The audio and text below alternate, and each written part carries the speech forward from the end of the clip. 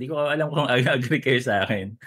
Parang parang totoo sobrang unserious ng mga Pinoy ano, yung mga bagay na dapat sineryoso, ginagawan ng memes, Nakakatawa pa ganyan, rin. nagiging katatawanan na. Basically, nawawala yung essence ng mga seryosong bagay, Hmm. madalas.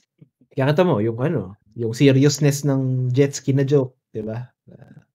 Oo. Pero ano, may narinig kasi akong ano niyan, eh, sa ating yung guest yata ni Darian yun. Sabi niya, siyempre 'pag comedian ka bago mo ibitaw yung joke na yan, ibig sabihin may gauge ka na sa public kung bebenta ba 'to, kakagatin nila. So, vice ganda as a professional comedian.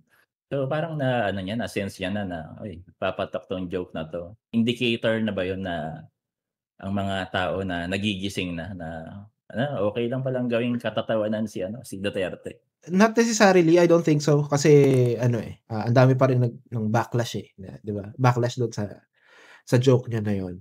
But, that's the thing, eh, comedians are comedians.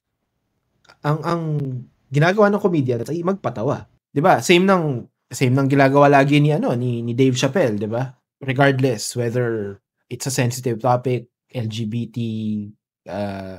or politics, he's joking about it. But not necessarily na let's say sinisira niya yung ano na yun, yung mga tao na yun, 'di ba? Kaya nga, meron But yan kasi minsan din yung problema. Contrast naman dun sa sinabi mo, Vin, na minsan or madalas ginagawang katatawanan yung mga seryosong bagay. Pero madalas din, masyado natin siniseryoso yung mga bagay. Instead na ipagwalang bahala mo na lang kasi wala namang epekto sa'yo yan, or 'di ba? Pwede mo naman pagtawanan na lang yan or something. Masyado kang seryoso sa buhay mo. So, masyado nagiging sensitive yung mga tao tuloy na yun. Right?